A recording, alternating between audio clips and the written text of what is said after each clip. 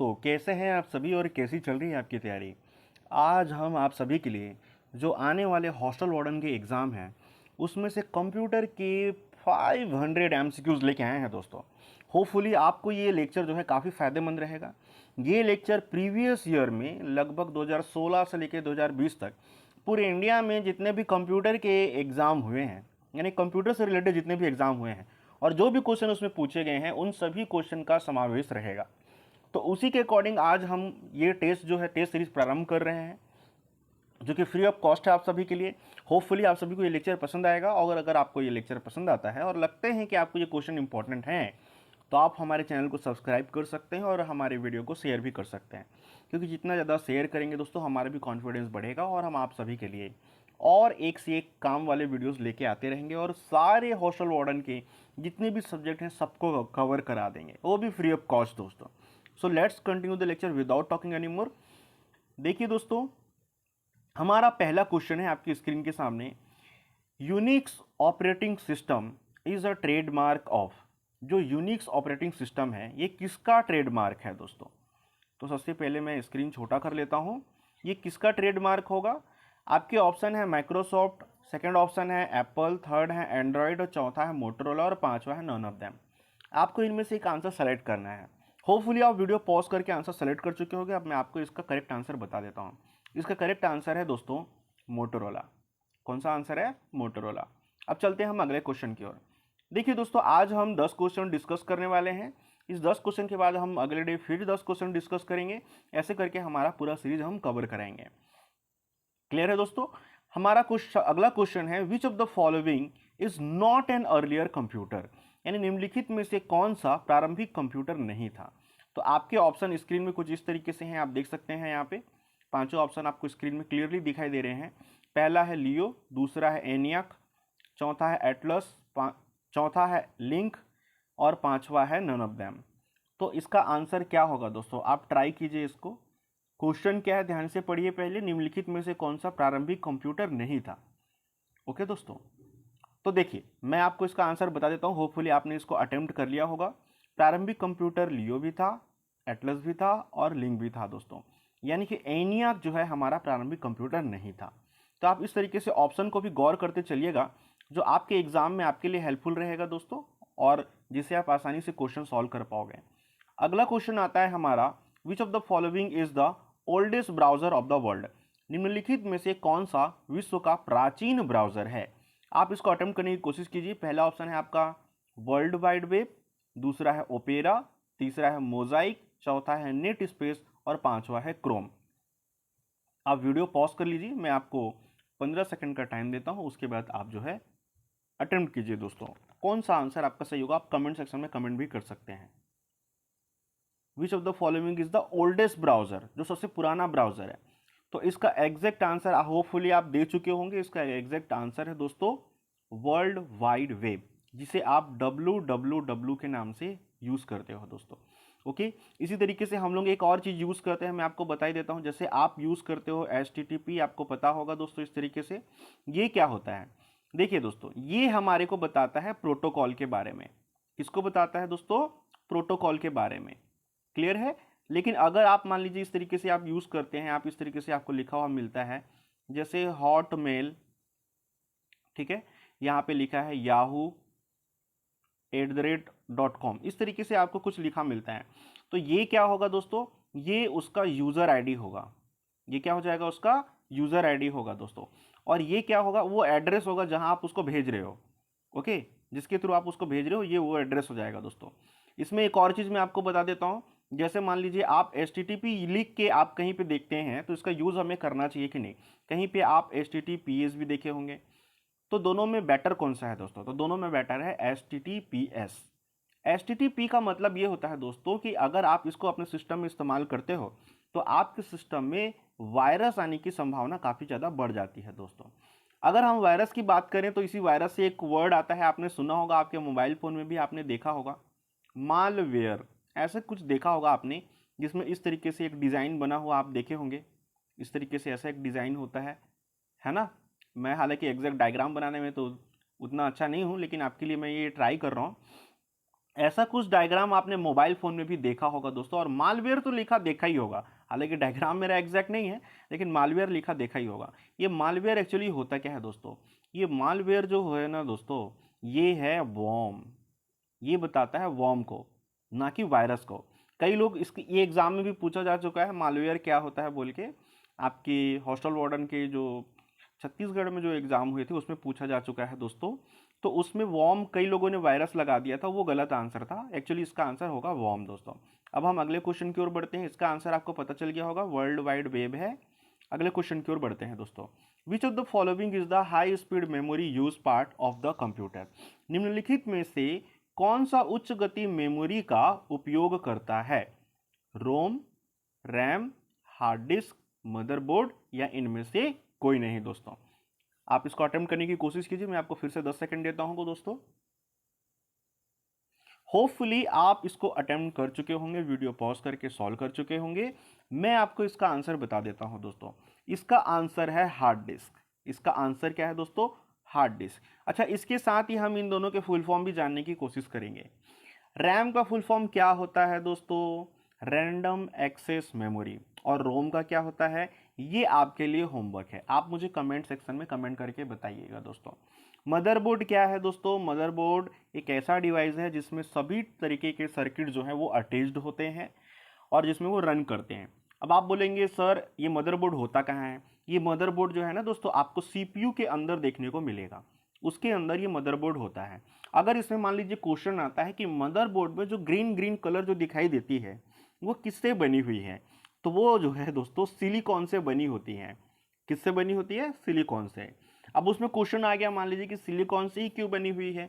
इसलिए बनी हुई है क्योंकि इसकी मेल्टिंग पावर काफ़ी हाई होती है, यानी इसको पिघलने में काफ़ी ज़्यादा समय लग जाता है। ये काफ़ी टेम्परेचर रजिस्ट कर सकता है, सह सकता है, इसलिए उस सिलिकॉन का बनाया जाता है दोस्तों। क्लियर है? अब इसके बाद मान लीजिए आप सोचेंगे सर क्या ये सभी कंप्यूटर में होता है? तो जी हाँ, बिल्कुल सभी कंप्यूटर में होता है। तो क्या सर लैपटॉप में भी होता है? तो आप देखिए लैपटॉप का जो ये वाला हिस्सा है दोस्तों, जहाँ पे आप कीबोर्ड इस्तेमाल करते हैं, ये कीबोर्ड को जब आप यहाँ पे खोलेंगे तो इसके अंदर में ही ये जो है मदरबोर्ड अटैच्ड होता है दोस्तों। क्लियर है? होपफुली आप रोम का आंसर बता चुके होंगे क्या होगा, और इस क्वेश्चन का आंसर मैंने आप सभी को क्लियर कर ही दिया दोस्तों। इस क्वेश्चन का आंसर है हार्ड डिस्क। अब चलते हैं अगले क्वेश्चन की ओर। देखिए हम ना केवल क्वेश्चन कवर करते जा रहे हैं बल्कि इससे रिलेटेड और भी चीज़ें कवर करते जा रहे हैं। देखिए दोस्तों, अगला क्वेश्चन है हमारा, which of the following is the first super computer developed in Pune? निम्नलिखित में से कौन सा पहला सुपर कंप्यूटर पुणे में बनाया गया था? आपके ऑप्शन है परम, दूसरा ऑप्शन है सिद्धार्थ, तीसरा ऑप्शन है धनुष, चौथा ऑप्शन है शक्ति, और पांचवा है इनमें से कोई नहीं। आप अटेम्प्ट करने की कोशिश कीजिए। होपफुली आप आंसर दे चुके होंगे दोस्तों। इसका एग्जैक्ट आंसर है परम। ओके दोस्तों, कई लोग सिद्धार्थ में भी कंफ्यूज हुए होंगे, मैं आपको इसका आंसर बता देता हूं। एक्चुअली सिद्धार्थ की कहानी क्या है? एक्चुअली क्या है दोस्तों, हमारे इंडिया से सिद्धार्थ जो है ये पहला ऐसा कंप्यूटर था जो इंडिया में बनाया गया था। अमेरिका से एक कंप्यूटर जो है हमारे देश के लोगों ने उसको एक मांग के देखा था कि आपने कंप्यूटर बनाया, वो कैसे दिखता है हम देखना चाहते हैं। तो उन्होंने एक कंप्यूटर वहाँ से लेके आए। अब उस कंप्यूटर को लेके आने के बाद दोस्तों उन्होंने उसी के जैसा हूबहू सिद्धार्थ कंप्यूटर बना दिया। आपको पता है इंडिया वाले स्पेशलिस्ट हैं देख के बनाने के लिए, लेकिन वो काफ़ी बेटर था। अब अमेरिका वालों को इससे काफ़ी ज़्यादा प्रॉब्लम हो गई दोस्तों। उन्होंने कहा कि उन्होंने जब सुपर कंप्यूटर बनाया तो हमारे देश के लोगों ने फिर से जाके बोला, भाई आप दिखा सकते हैं कि कैसा बनाया आपका सुपर कंप्यूटर? उन्होंने कहा हमने एक बार ही कंप्यूटर दिया था तुमको, लेकिन तुमने सिद्धार्थ बना दिया, अभी इसको देंगे पता नहीं फिर तुम क्या बना लोगे। अब इस बात से नाराज़ होकर के फिर इंडिया वालों ने अपना एक कंप्यूटर बना लिया दोस्तों। अब आपका यहाँ होमवर्क ये है कि परम कंप्यूटर, जो यहाँ पे परम नाम का सुपर कंप्यूटर है, एक्चुअली इसका फुल फॉर्म होता है परम 8000 इसको कहा जाता है दोस्तों। अगर 8000 आए तो आप कंफ्यूज मत होइएगा, वहाँ 8000 याद रखिएगा, 8000, परम 8000 कहा जाता है। आपका होमवर्क ये है कि इसे किसने बनाया, आप मुझे कमेंट सेक्शन में कमेंट करके बताइएगा। और होपफुली अगर आपको ये वीडियो पसंद आ रहा है प्लीज़ अपने दोस्तों में शेयर कीजिए। आप अपने दोस्तों में जितना शेयर करेंगे मैं और भी इंटरेस्टिंग क्वेश्चन ऐसे ही लेके आऊँगा, और भी इसके डाउट जो है हम साथ ही साथ क्लियर करते चलेंगे। अगले क्वेश्चन की ओर बढ़ते हैं। In which generation of the computer mechanical language used for programming? निम्नलिखित में से किस पीढ़ी में कंप्यूटर के लिए यांत्रिकी भाषा का उपयोग किया गया? पहली जनरेशन के लिए, दूसरी जनरेशन के लिए, तीसरी जनरेशन, चौथी जनरेशन या पांचवी जनरेशन के लिए? आप इसका आंसर देने की कोशिश कीजिए दोस्तों। होपफुली आप इसका आंसर दे चुके होंगे। निम्नलिखित में से किस पीढ़ी में कंप्यूटर के लिए यांत्रिक भाषा का उपयोग किया गया? इसका एग्जैक्ट आंसर है दोस्तों दूसरी पीढ़ी के लिए। दूसरी पीढ़ी के लिए यांत्रिक भाषा का उपयोग किया जाता है दोस्तों। अच्छा, अगर आपके एग्जाम में मान लीजिए क्वेश्चन आता है कि कंप्यूटर में कौन सी भाषा देखी जाती है, ओके, तो इसका आंसर होगा दोस्तों मशीनी भाषा। कौन सी भाषा?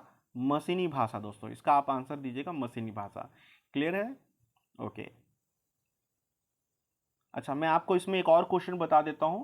मान लीजिए इसमें ऐसा कहा जाता है कि लो लेवल लैंग्वेज को मशीनी लैंग्वेज में कन्वर्ट करने के लिए कौन जिम्मेदार होता है? ओके दोस्तों, तो इसके लिए आंसर लो लेवल लैंग्वेज जो होती है, लो लेवल लैंग्वेज जो होती है उसको मशीनी लैंग्वेज में, कौन सी लैंग्वेज में? मशीनी लैंग्वेज में कन्वर्ट करने के लिए कौन जिम्मेदार होता है, कौन रिस्पॉन्सिबल होता है? तो इसका आंसर होगा दोस्तों कंपाइलर। इसका आंसर क्या होगा? कंपाइलर। भूलिएगा नहीं दोस्तों, काफी इंपॉर्टेंट क्वेश्चन है, ये आपके एग्जाम में पूछा जा चुका है। अगला क्वेश्चन है हमारा, any small city area generally use for computer networking. ये क्वेश्चन काफी महत्वपूर्ण रखता है, कंप्यूटर नेटवर्किंग से रिलेटेड क्वेश्चन है ये। छोटी शहरी क्षेत्र के लिए, यहाँ पे ये मिस्टेक हो गया दोस्तों, छोटी शहरी क्षेत्र के लिए कंप्यूटर नेटवर्किंग के लिए उपयोग की जाती है। मतलब छोटा शहरी क्षेत्र किस पार्ट के कंप्यूटर नेटवर्किंग के लिए यूज किया जाता है? लैन, मैन, वैन, इंटरनेट या ए एंड बी? इसका आंसर आप कमेंट कीजिए दोस्तों। होपफुली आप आंसर दे चुके होंगे। इसका आंसर मैं आपको बता देता हूं दोस्तों और थोड़ी इन्फॉर्मेशन भी दे देता हूं इसके बारे में।